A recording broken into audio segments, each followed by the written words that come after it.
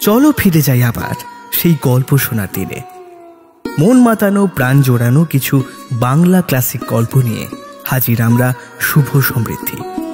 বাংলা সাহিত্যের অফুরন্ত সম্ভার থেকে তুলে আনা আমাদের প্রতিটি গল্পে থাকবে অদ্ভুত এক মায়া ও আবেগের স্পর্শ। আর আজকে শোনাবো আমরা শ্রী রবীন্দ্রনাথ ঠাকুরের লেখা ইচ্ছা পূরণ। শুরু হচ্ছে WIB প্রেজেন্টস স্টোরি টেলার শুভ সমৃদ্ধির আজকের গল্প ইচ্ছা পূরণ।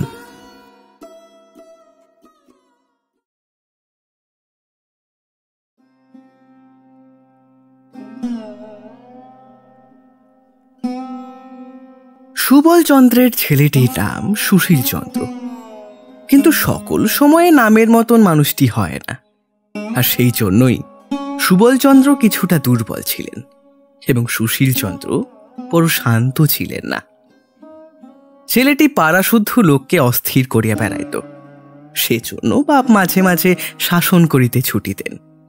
কিন্তু বাপের পায়ে ছিল পাত, আর ছেলেটি হরিণের মতন দৌড়িতে পারিত। কাজেই কিল চর চাপড় সকল সময়ে ঠিক জায়গায় গিয়া পড়িত না। কিন্তু সুশীল চন্দ্র দৈবাতে যেদিন ধরা পড়িতেন সেদিন তাহার আর রক্ষা থাকিত না। আজ শনিবারের দিনে 2টোর সময় স্কুলের ছুটি ছিল, কিন্তু আজ স্কুলে যাইতে সুশীলের কিছুতেই মন উঠিতেছিল না। তাহার অনেকগুলো কারণ ছিল। একে তো আজ স্কুলে ভূগোলের পরীক্ষা, তাহাতে আবার ওপাড়ার বসেদের বাড়িতে আজ সন্ধ্যার সময় বাজি পোড়ানো হইবে। সকাল হইতে সেখানে ধুমধাম চলিতেছে। সুশীলের ইচ্ছা সেখানেই আজ দিনটা কাটাইয়া দেয়। শেষে অনেক ভাবিয়া স্কুলে যাইবার সময় বিছানায় গিয়া সে শুইয়া পড়িল। তাহার বাপ সুবল গিয়া জিজ্ঞাসা করিলেন, কিরে বিছানায় পড়েছিস যে, আর স্কুলে যাবি না? সুশীল বলিল, আমার পেট কামড়াচ্ছে, আমি আজ স্কুলে যেতে পারবো না।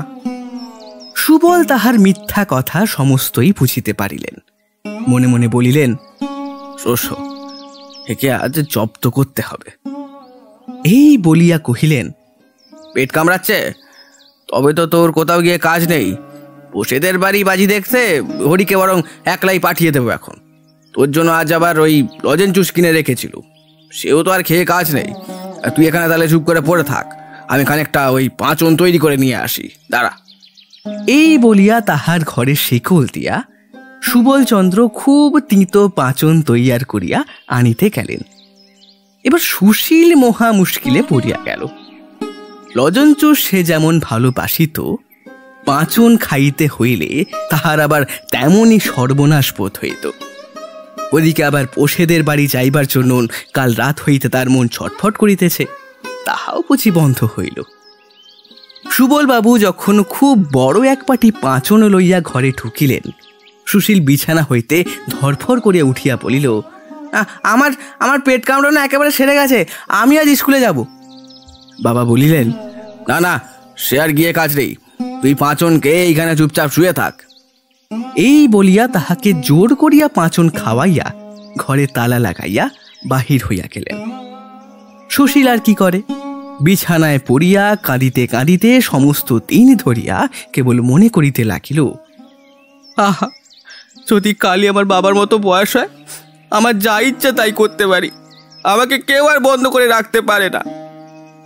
তাহার বাপ সুবল বাবু বাইরে একলা বসিয়া বসিয়া ভাবিতে লাগিলেন, আমার বাপ আর মা আমাকে বড় বেশি আদর দিতেন বলেই আমার ভালো রকম পড়াশোনা কিছু হলো না। আহা, আবার যদি সেই ছেলেবেলাটা ফিরে পাই, তাহলে আর কিছুতেও সময় নষ্ট না করে কেবল পড়াশোনা করে মন দিই। এবার ইচ্ছে ঠাকুরন সেই সময় ঘরের বাহির দিয়া যাইতেছিলেন। তিনি বাপের ও ছেলের মনের ইচ্ছা জানিতে পারিয়া ভাবিলেন, আচ্ছা ভালো, কিছুদিন ইহাদের ইচ্ছা পূর্ণ করিয়াই দেখা যাক।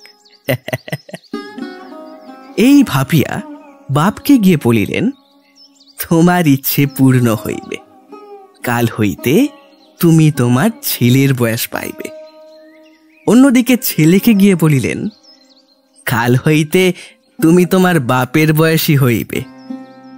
শুনিয়া দুইজনে ভারী খুশি হইয়া উঠিলেন। বৃদ্ধ সুবলচন্দ্র রাতে ভালো করে ঘুমাইতেই পারিলেন না। ভোরের দিকটায় ঘুমাতেন, কিন্তু আজ তাহার কি হইল, হঠাৎ খুব ভোরে উঠিয়া একেবারে লাফ দিয়া বিছানা হইতে নামিয়া পড়িলেন। দেখিলেন তিনি খুব ছোট হইয়া গেছেন। পড়া দাঁতগুলো সব গজিয়া উঠিয়াছে, মুখের গোঁফ দাড়ি সমস্ত কোথায় চলিয়া গিয়াছে, তার কোনো চিহ্ন নাই। রাত্রে সে ধুতি এবং জামা পরিয়া শুইয়াছিলেন। সকালবেলায় তাহা এত ঢিলা হইয়া গেছে যে হাতের দুই অস্তিন প্রায় মাটি পর্যন্ত ঝুলিয়া পড়িয়াছে। জামার গলা বুক পর্যন্ত নামিয়াছে। ধুতির কোঁচাটা এতই লুটুইতেছে যে পা ফেলিয়া চলাই তাই। অন্যদিকে আমাদের সুশীলচন্দ্র ভোরে উঠিয়া চারিদিকে দৌরাত্ম্য করিয়া বেড়ান, কিন্তু আজ তাহার ঘুম আর ভাঙে না। যখন তাহার বাপ সুবলচন্দ্রের চেঁচামেচিতে সে জাগিয়া উঠিল, তখন দেখল কাপড় চোপড়গুলো গায়ে এমনই আটিয়া গেছে যে ছিঁড়িয়া ফাটিয়া একেবারে কুটোকুটি হওয়া জো হইয়াছে। শরীরটা সমস্ত তার বাড়িয়া উঠিয়াছে। কাঁচা পাকা গোঁফে তাড়িতে একেবারে অর্ধেক মুখ দেখাই যায় না। তার এক মাথা চুল ছিল, হাত দিয়ে দেখে সামনে চুল নাই। পরিষ্কার টাক তখন তকতক করিতেছে। আজ সকালে সুশীলচন্দ্র বিছানা ছাড়িয়া আর উঠিতেই যায় না। অনেকবার তুড়ি দিয়া উচ্চ স্বরে হাই তুলিল, অনেকবার এপাশ ওপাশ করিল। শেষকালে বাপ সুবলচন্দ্রের কোলমালে ভারী বিরক্ত হইয়া উঠিয়া পড়িল। দুজনের মনের ইচ্ছা পূর্ণ হইল বটে, কিন্তু ভারী মুশকিল বাঁধিয়া গেল। আগেই বলিয়াছি, সুশীলচন্দ্র মনে করিত যে সে যদি তাহার বাবা সুবলচন্দ্রের মতন বড় এবং স্বাধীন হয়, তবে যেমন ইচ্ছা গাছে চড়িয়া, জলে ঝাঁপ দিয়া, কাঁচা আম খাইয়া, পাখির বাচ্চা বাড়িয়া দেশময় ঘুরিয়া বেড়াইবে। যখন ইচ্ছা ঘরে আসিয়া যাহা ইচ্ছা তাহাই খাইবে, কেহ বারণ করিবার থাকবেই না। কিন্তু আশ্চর্য এই, সেদিন সকালে উঠিয়া তাহার গাছে চড়িতে ইচ্ছাই করিল না।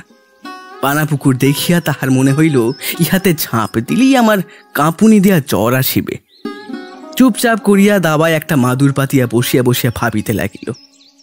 একবার মনে হইল খেলাধুলাগুলোই একেবারে ছাড়িয়ে দেওয়াটা ভালো হয় না, একবার চেষ্টা করিয়াই দেখা যাক।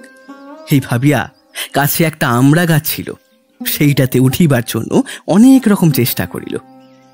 কাল যে গাছটাতে কাঠবেড়ালির মতন তরতর করিয়া চড়িতে পারিত, আজ বুড়ো শরীর লইয়া সে কাছে কিছুতেই উঠিতে পারিল না।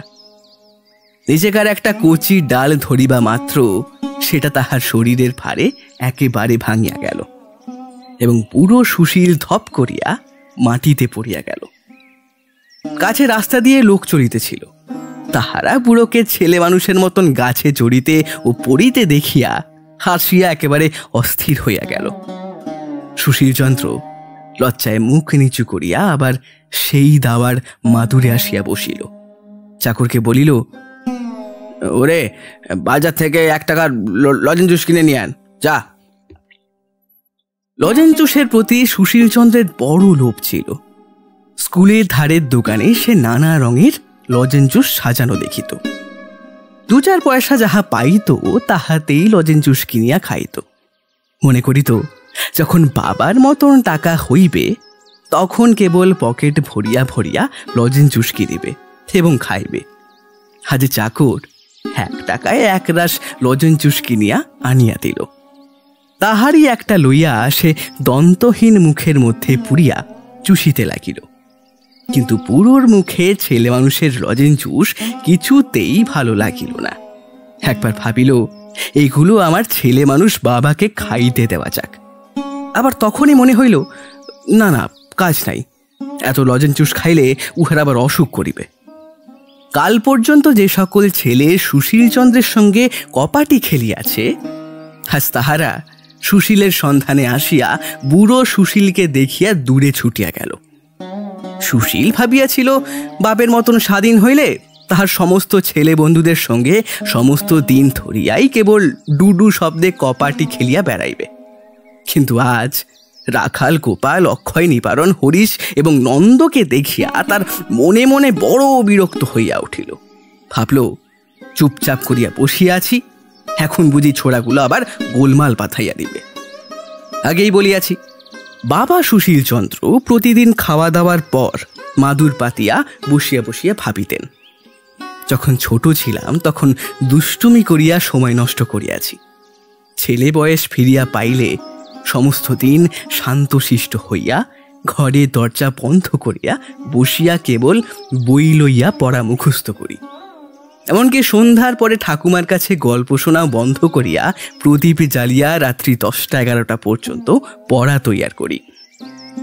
কিন্তু ছেলে বয়স ফিরিয়া পাইয়া সুবলচন্দ্র কিছুতেই স্কুলমুখ হইতেই চাহেন না।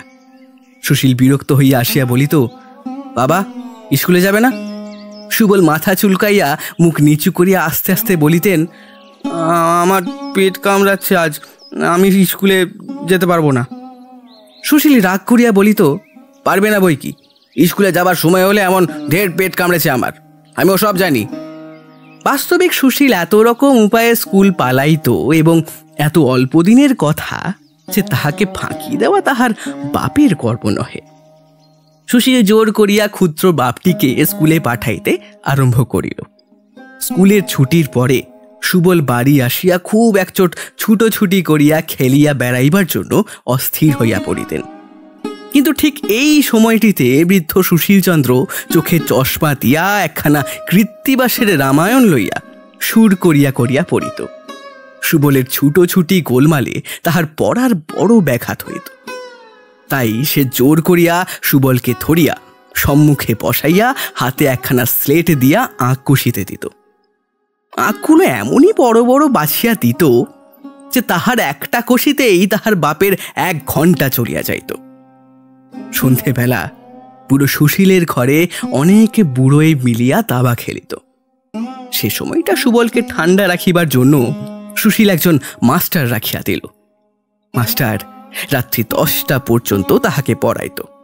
খাবার বিষয়ে সুশীলের বড় কড়াক্কড় ছিল, কারণ তাহার বাপ সুবল যখন বৃদ্ধ ছিলেন তখন তাহার খাওয়া ভালো হজম হইত না, একটু বেশি খাইলেই অম্বল হইত।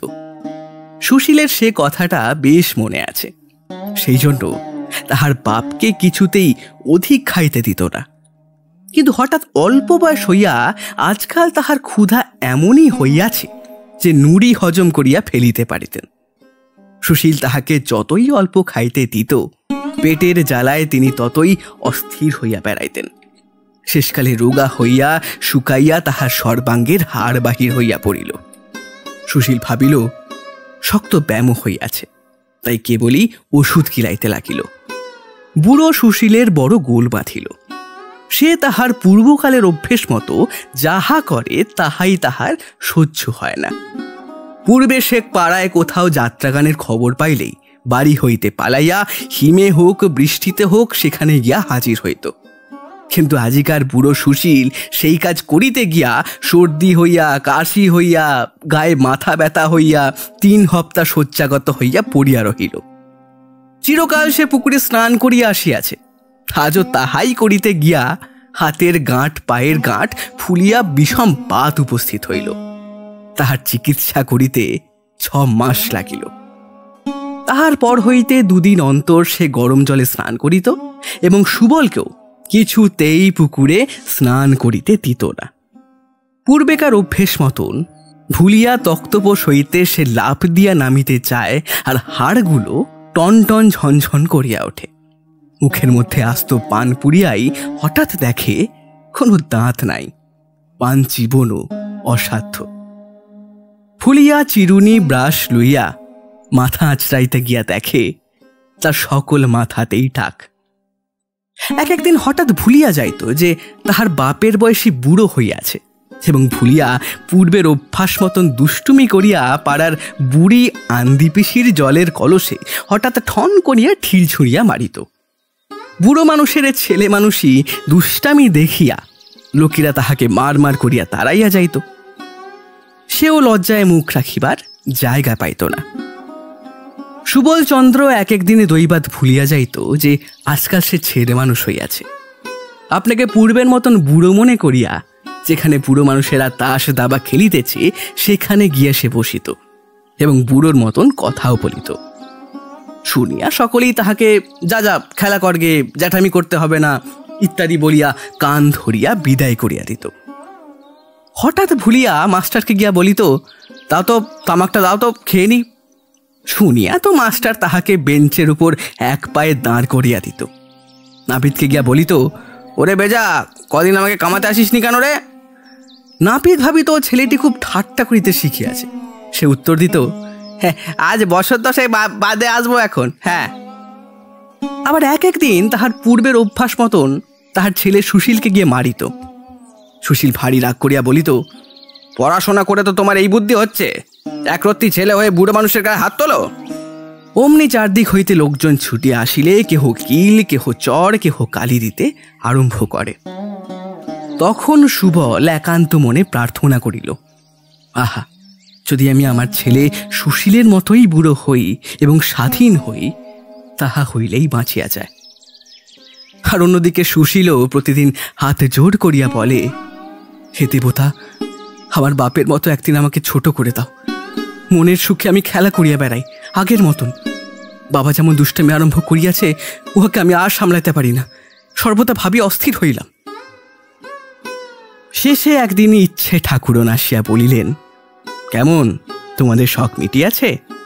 তাহারা দুজনেই গড় লইয়া প্রণাম করিয়া কহিলেন, দোহাই ঠাকুরন, মিটিয়াছে। এখন আমরা যাহা ছিলাম আমাদিগকে তাহাই করিয়া দাও। ইচ্ছে ঠাকুরন বলিলেন, আচ্ছা, কাল সকালে উঠিয়া তাহাই হইবে। পরদিন সকালে সুবল পূর্বের মতোই বুড়ো হইয়া গেল এবং সুশীল ছেলে হইয়া জাগিয়া উঠিল। দুজনেরই মনে হইল যেন স্বপ্ন হইতে জাগিয়াছে।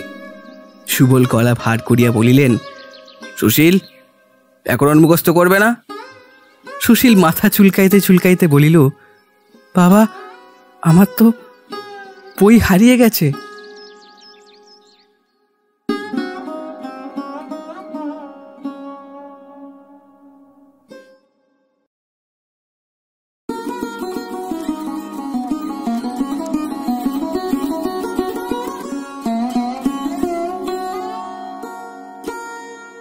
শুনলেন আজকের গল্প, শ্রী রবীন্দ্রনাথ ঠাকুরের লেখা ইচ্ছাপূরণ।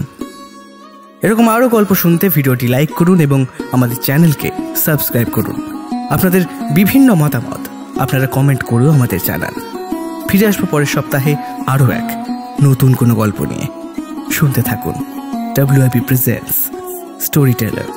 শুভ সমৃদ্ধি।